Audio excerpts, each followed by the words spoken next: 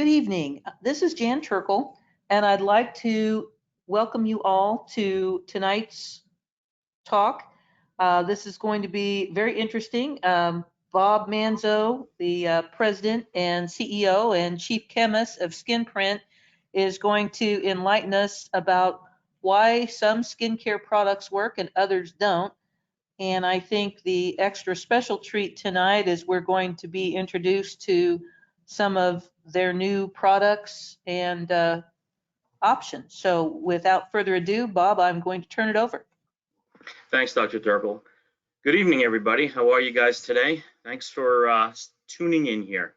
So again, the name of this is Why Do Skincare Products Work and Sometimes Not Others? Everyone's probably had this experience. I hear it a lot. I use a product for a long time, all of a sudden it doesn't work. Or I use a new cleanser, but it stops my serum from working, or reports like that. Well, there's real reasons for that, both in application, physiology, and a few other reasons why. So really briefly today, in about 20 minutes, we're just going to go through the top reasons why that actually happens. What I wanted to just talk to you guys about first was exciting news from our perspective. Skinprint is launching a brand new set of products into the market starting next week, and we'll be working with Dr. Turkle in partnership to do this launch in your area. And you can see on your screen, these are our new products. They look very different. They're formulated very differently. And we introduced our tagline, which is personalized, proven, and professional. And this really represents a new day for Skinprint. I started this company about 16, 17 years ago, and the technology was far ahead of its time at that point, and now we're taking it to the next level. You're going to see a lot of different marketing approaches to this as we go through the launch in the next several months. But essentially what this is your story. We're a personalized company. I put this company together actually when I first started working in Paris. I have a story, but I won't bore you with it. I actually lived near a person who was a professional makeup artist. She was very, very artistic, and she made her own makeup, and her and I colluded for many months in our apartments and trying to understand what looked better for models in Paris and that type of thing. But what we were both doing is we were working in a personalized environment. I was in skincare, she was in makeup, and we got to know each other's techniques. And what this is all about, and the mission's the same for us, is Skinprint provides tailored, personalized formulas which are proven technically, and which transforms your skin with professional grade formulas. So you're going to see a lot of that in the market, and you're going to see some really spectacular products. Again, this is new packaging, new products, but an evolution of where we've been. So I thank Dr. Turkle for giving me the time to introduce you to that, but you'll all start seeing that pretty soon. And by the way, somebody who is on this call will get a set of the 3 products that you see on your screen, probably before Dr. Turkle does, if we send them out properly, and enjoy them. It's about $300 worth of products that'll be in a purse, and good luck to the person that's on the call, because they're brand new and you will like them.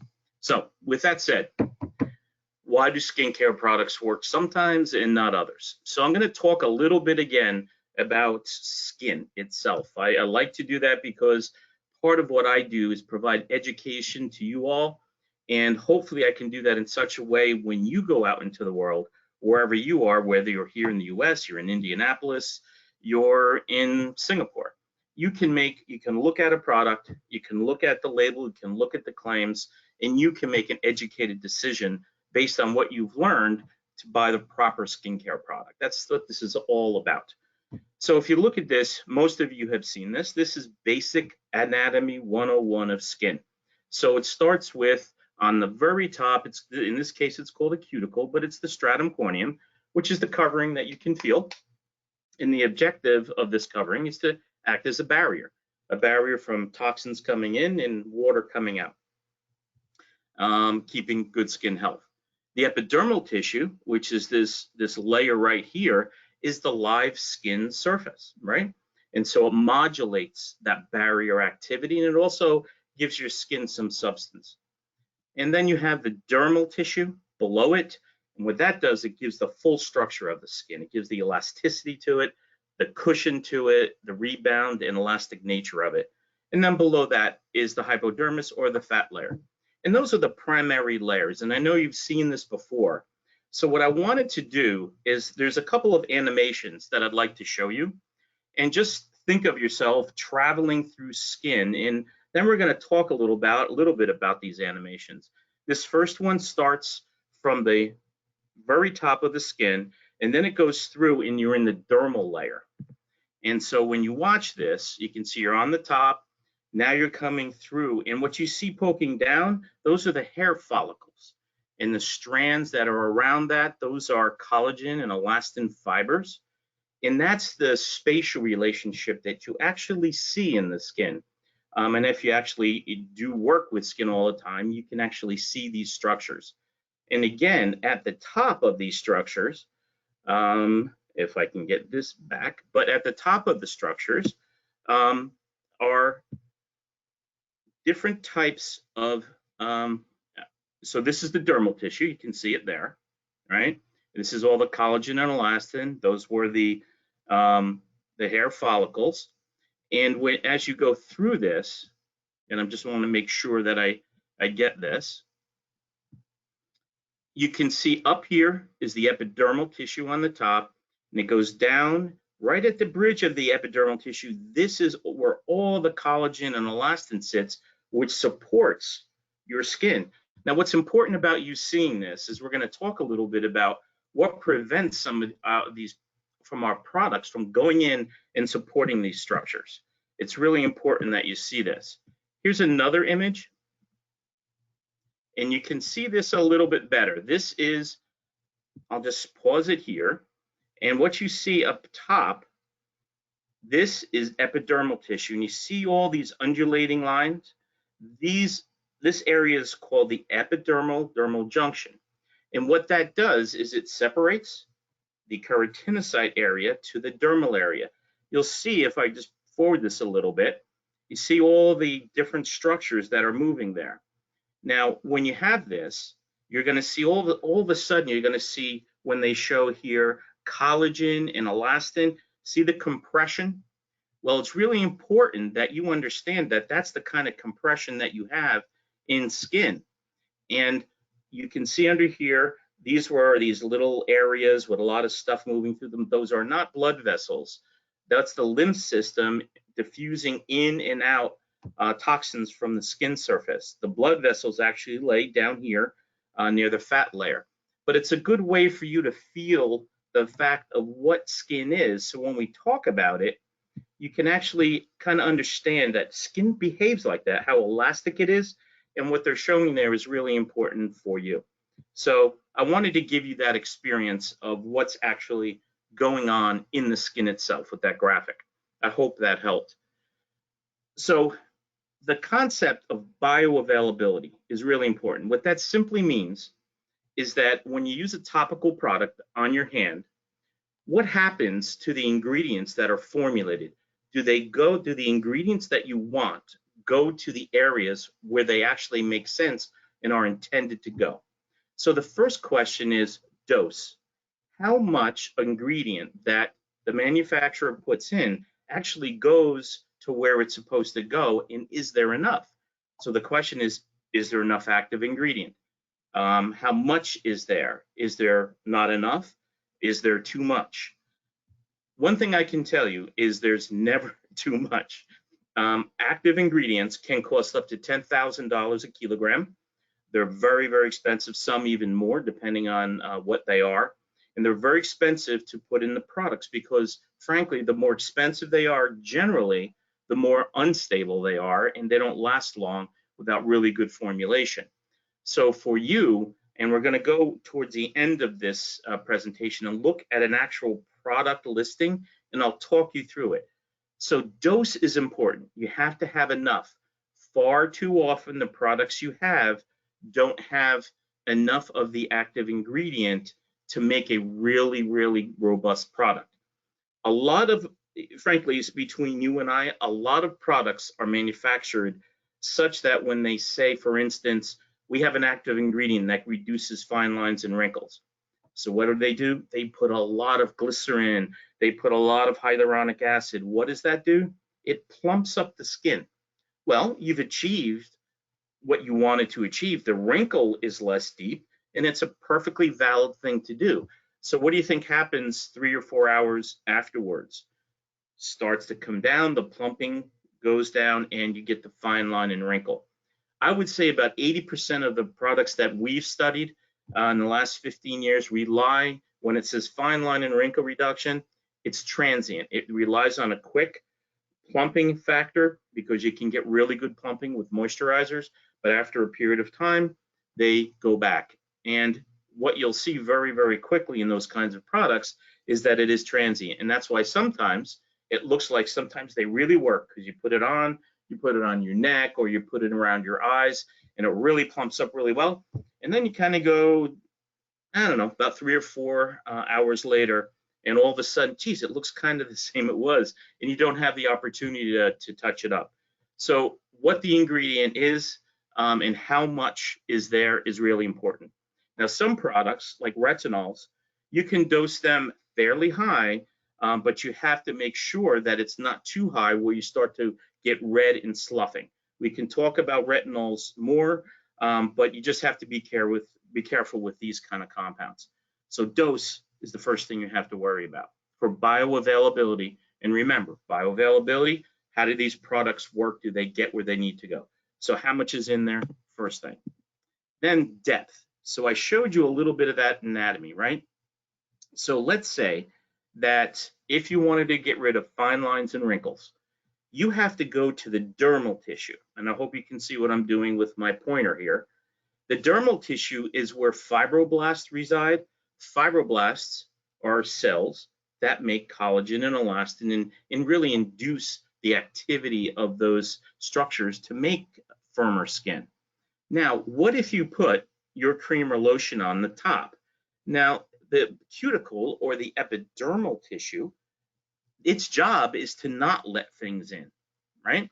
So if you put a product on, you want your exact active ingredient to go down through the cuticle, through the epidermis, all the way down into the dermal tissue to activate that cell which makes collagen and elastin. So if you have a little bit in a heavy cream, how much do you think is bioavailable for your skin to actually create the synthesis of collagen and elastin? It's a really good question.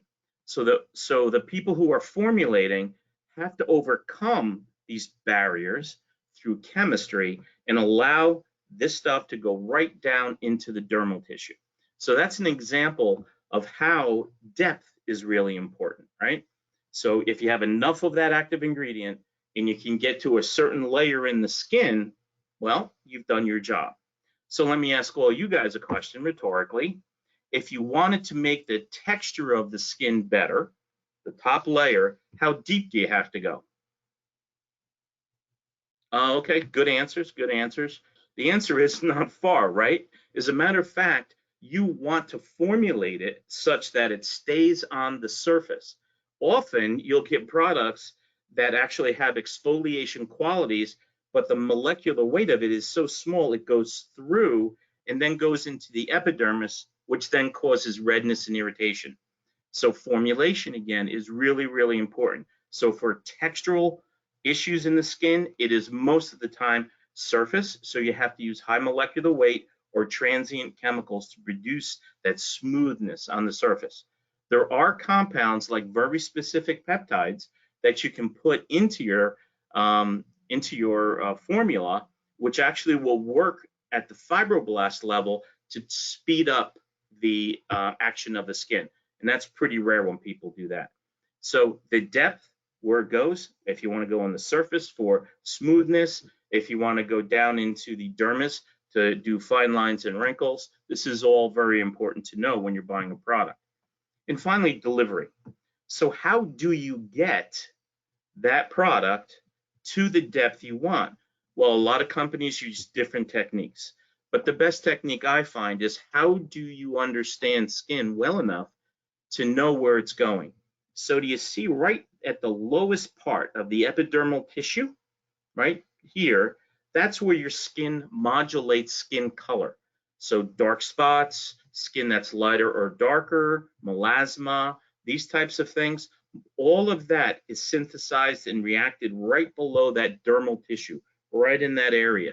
So if you want a product to work there, how deep do you want to go? Well, you certainly don't want to go all the way down into the fat layer, right?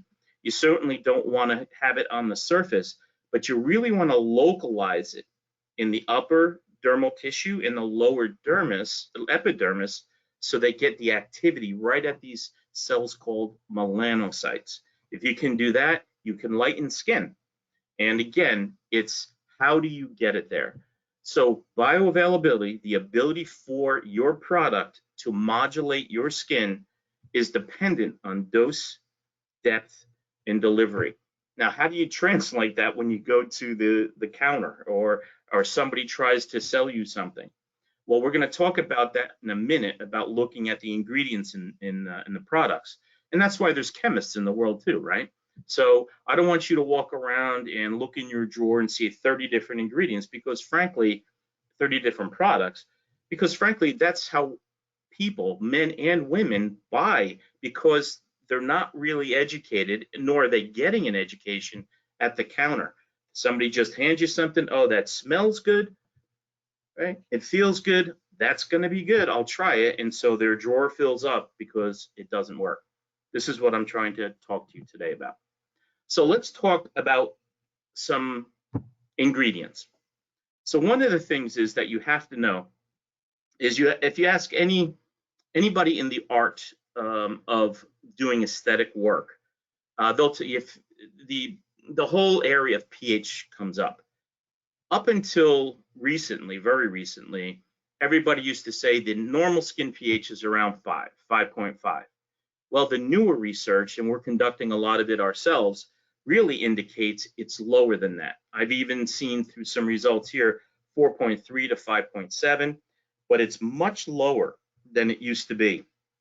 So for skin to be optimized through skin renewal, ask the counter person, ask the person you're in front of. And by the way, the Turkle staff is brilliant, so they will know these answers. If the pH of that product is 7, guess what's going to happen? It's going to be a contraindication for a good optimal skin renewal for you. Be aware of skin pH. The optimal skin pH for skin renewal is much less than it used to be. Vitamin C. Vitamin C has always been a tricky product to deal with and a tricky ingredient to deal with. Vitamin C on its own is unstable. It's just an unstable molecule. And so when you put it in a bottle as a manufacturer and you sell it to people, it immediately, as soon as you put it in the bottle, starts to destabilize. So there's a relatively short stability life on it. Try to keep, when you buy vitamin C from whomever, hopefully Dr. Turkle's office, that you keep it in the refrigerator. Now, I know that's a little bit of a not a good thing, but if you can, it'll extend the life, it'll extend the strength, and it'll extend the result that you get. Vitamin C is an excellent, excellent product for your skin. It's an antioxidant. It can, at the different levels, slightly lighten the skin. It's a very, very good ingredient and product to have on the shelf. But just understand, there's a bit of a stability issue. If you have it in your counter for 3 to 5 years, don't use it, throw it away, go get a new one. So retinoids. Retinoids are basically vitamin A. So Renova, Retin-A, tretinoin, and retinol. All of those vitamin A derivatives are very, very good, and they're intended to affect the skin. Not so much. The myth here is that a retinol will turn the skin over faster. Well, that's not true. What retinoids do is they modulate the way the skin grows out. They essentially straighten out the way it should be happening in your skin instead of going awry. So it's not a speed thing, but it's correcting the way a retinol is supposed to, or any type of retinoid is supposed to go through the skin. And they're very, very effective. It was, I think, discovered in the late 1960s in University of Pennsylvania. And since then, it's been a mainstay, and it's a very, very good thing. Please don't overuse a retinol. I would, and I hope everybody understands this, any retinoid, whether it's tretinoin, whether it's a prescription or non-prescription, use it for 9 months the way you're supposed to use it. Let your skin relax. Stay off of it for 3 months. Use it for 9. Stay off of it for 3.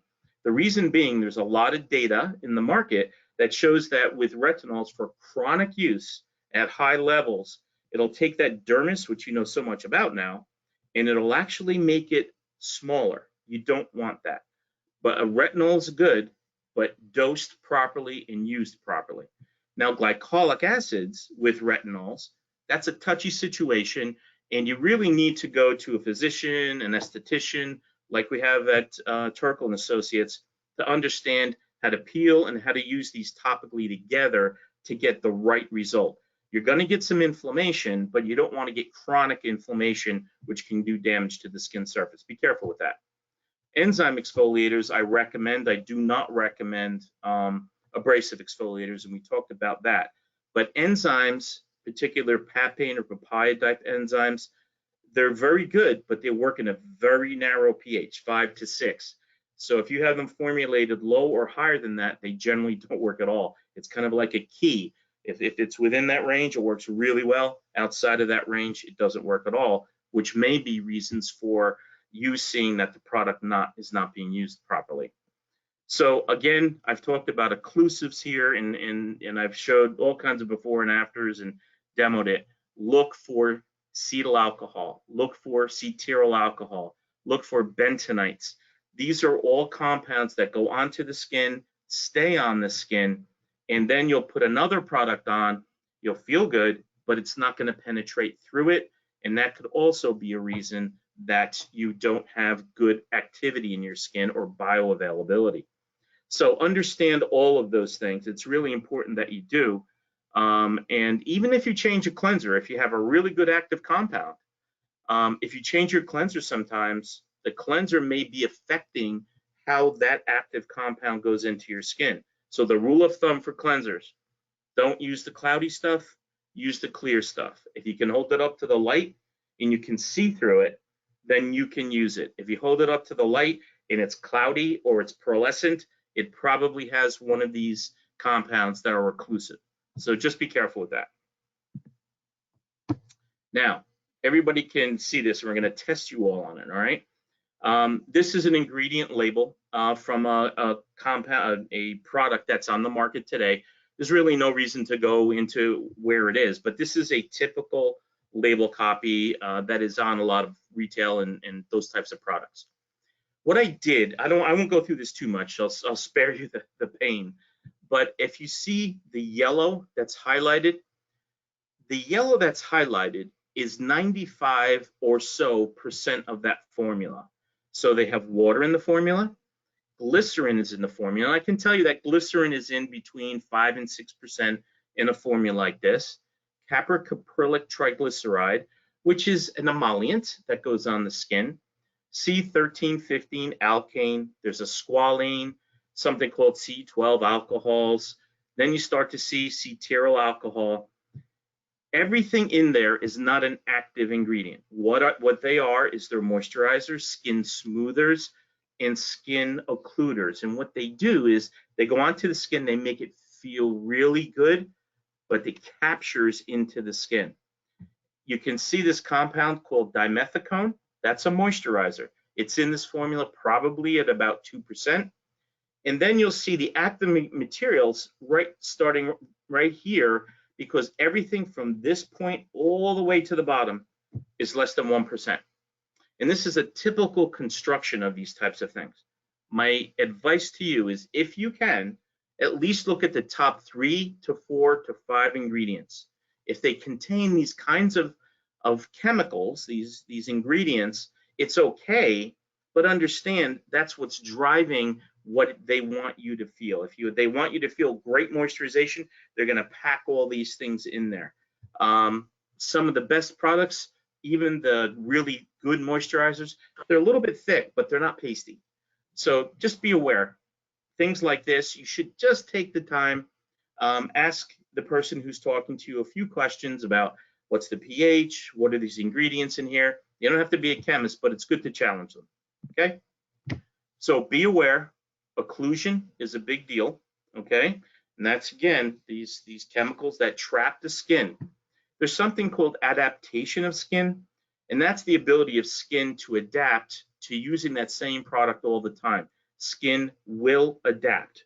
It will change its structure, and if you use the same product all the time, the behavior of your skin will work such that it will start to block it. Your skin does not want topical stuff on top of it. It wants to be in a normal barrier function. It wants to respire and block toxins. It really doesn't like stuff being put on it, so it's going to naturally try to adapt to block it. So beware that that will happen over time. I don't like using toners from a strictly biochemistry standpoint. They tend to strip skin. They tend to keep that barrier impaired. So I advise you don't do it unless you have a specific reason that that toner is carrying an active ingredient. Okay? Wipes and pre-wash cleansers. If your cleanser doesn't get rid of makeup, sebum, which is oil, particulate matter, in all of your makeup, it's not a good cleanser. So you don't need to use wipes if you're using a good cleanser. You don't need to pre-wash with an oily type of product to get it off. If the cleanser is a good one, everything you wash your face with, including your makeup, should come off. And there's a lot of talk about K-beauty. And what K-beauty is Korean sourced beauty regimens, and they're fine. And it's basically for people who want to have 7, 8, 9 steps in their regimen. And there's a lot of people out there like that. I would love to see you with 3, maximum of 4 products that work effectively to really regenerate skin tissue, cleanse well, moisturize, and block the sun. And so it's really important, I think, to do that. If you want to indulge yourself, certainly do it. But you want to make sure using functional products. And so going back and bringing this all around, that's what we're going to be demonstrating over the next month or two in partnership with Dr. Turkle, is some of these products, and hopefully you'll like them very much. Devin, do we have somebody that has popped up to your screen? Hi, everybody. Can you hear me? I can hear you. Okay. Yes. Hi. Yes, we have a Stacy Beard, who is our anonymous winner, or random winner, I should say, not anonymous. She just raised her hand. Hi, Stacy. I will email you right after the webinar, and I will get your mailing information, and we'll get that prize pack out for you. It's the 3 products at the beginning. It's our Ideal Eye Repair, the Guardian Calming Complex, and the Repair and Restorative. So I will reach out later. Great, Devin. Thank you so much. So that's going to be like the first ones in your area. So maybe I should send them to Dr. Turkle first. I don't think you've seen it yet. So No, but they're pretty. yeah, right. They look good, I hope. So we'll do. be rolling those whole things out over the next couple of weeks. I'm getting a little, I haven't been on the ground. I mean, not flying. This is the first time in probably my 30-year career where I haven't been in the air for 3 months. I'm really getting nervous, so I got to go somewhere. So hopefully I'll get out there sooner than later, Dr. Turkle. Well, we'd love to see you, but obviously stay safe first. Yeah. Well, anywhere I go is going to be an improvement from where I am. So. Kind of true. Devin, do we have questions, or Dr. Turkle, do you have them? Well, Bob, I know this is a very broad question, but obviously your reformulation is not just a cosmetic change on the bottle. Is there That's anything, correct. I mean, kind of overarching theme that you've kind of done to make the changes, or is there, stronger, better, faster, I'm sure, but. Right. Well, I was talking about pH a little bit earlier. What we did here is we ran a lot of research here, and we compared against peer-reviewed research. It's really important to not only have your own discovery, but to compare it to known discoverers in where you are. And what we clearly found out is working in the 4 to 5 range your skin modulates and delivers active materials in a much more efficient way and effective. And so all of our products now have a lower pH. And believe me, when I say that, it's lower in a good way. Most people think that, more acidic skin is not a good thing. In this case, it's actually matching the natural health of your skin. So we're going to be launching all these, and we're going to be talking about why your skin has to have a proper pH, and it's much lower than was originally thought. So we have that incorporated into these products. And these products are now, and I hesitate to use this, but they're clean products. And what I mean by that is that our products have always never had outer packaging. So we don't put any, what I want to do with Skinprint is put all of my money, my investment in the jar. I don't want to have outer packaging and then cartons in the package, and then you walk away with more garbage that you throw out than you have in the bottle. So we don't have any of that. So we're a sustainable company now, more than we were. And we've never done animal testing. And there's a lot of no's, no sulfates, no parabens, and so on. So the brand is a cleaner brand, but it's more efficient at delivering what we intend to deliver, and that's personalized technology, proven results, and professional formulas. Well, thanks. It'll be exciting to get to take them for a spin. Good. Well, you'll see them very, very soon. There's some people saying on my end, are they going to be a Dr. Turkle? And the answer is yes. And we plan to start rolling out in a couple weeks to our staff and doing some training and a lot of support for them first, and then they'll get to you. I have a question from someone in the audience. Do you provide consultations to clients to see what they specifically need for their skin? So the answer is Dr. Turkle has entirely trained staff with very specialized equipment to measure skin, measure barrier performance, ultrasound, which measures the tissue underneath, like I just showed you. It literally measures it and takes a picture of it. So the staff at Turkle not only has the equipment, the training, and the expertise, but you're in an environment where your surgery is completed, laser work's completed, and I love to work there because I'm an element of that 360 view, and it makes skin really behave.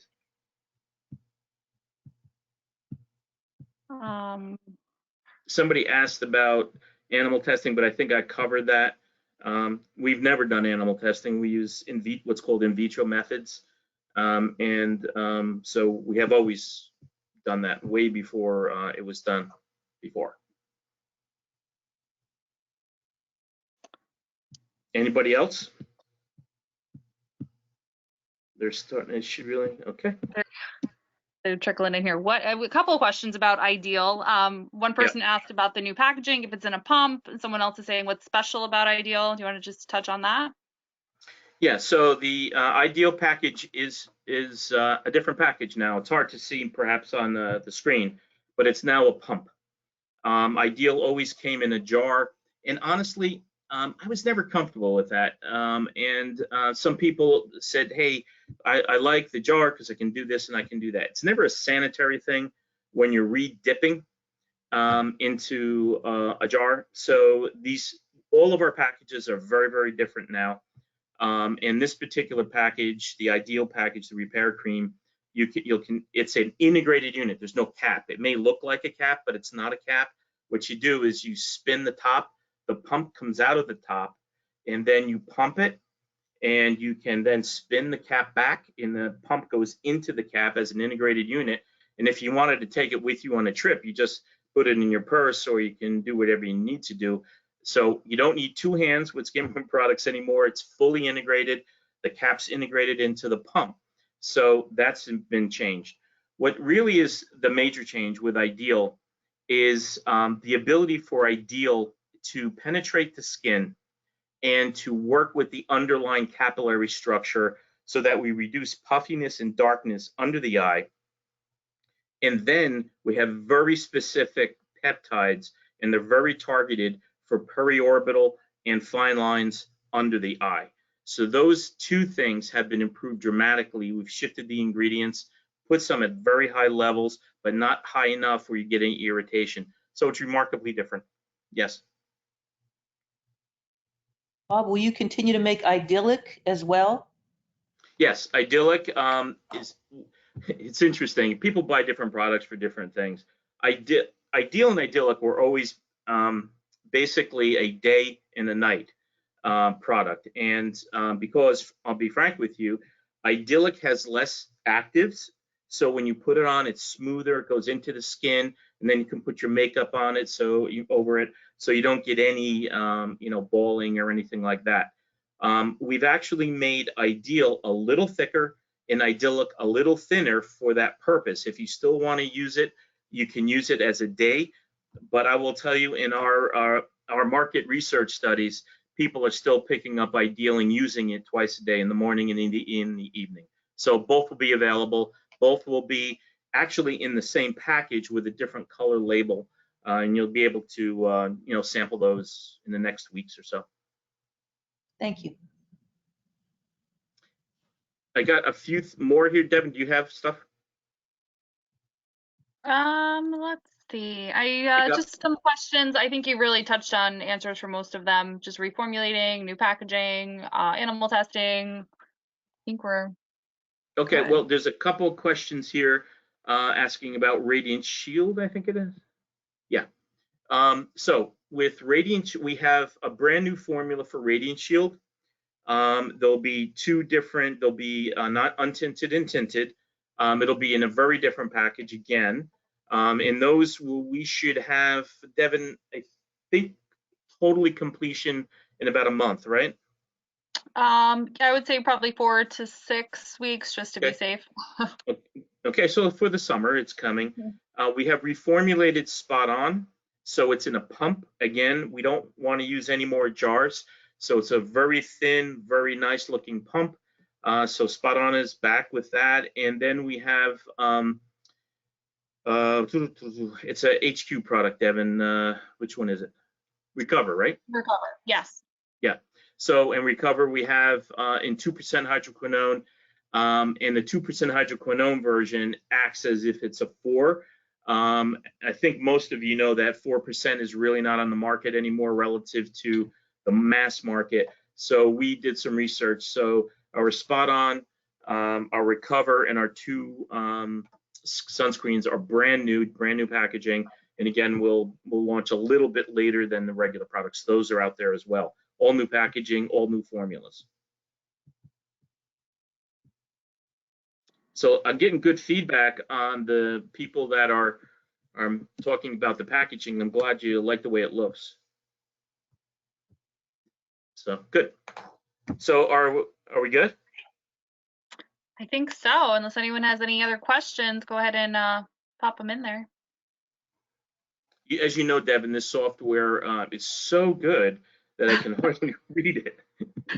So if you can see something I can't see, it would be great. But for anybody who works at Turkle & Associates, don't worry about it. We'll be sending lots of stuff with supporting literature and training. And as soon as Dr. Turkle allows this New York contaminated guy to show up again, I will be there. Any time, Bob. I just stay well. That's all I ask. I appreciate it. Thank you. So with that, I think we've covered everything, and look forward to your products in the mail. What is her name, Devin? Stacy. And Stacy, I emailed you, so you should have it already. Fantastic. Well, Dr. Turkle, thanks for hosting me again with Devin, and look forward to seeing you soon. Thank you. Have a great night. Okay. Good night, Take everybody. Bye. Care. Bye.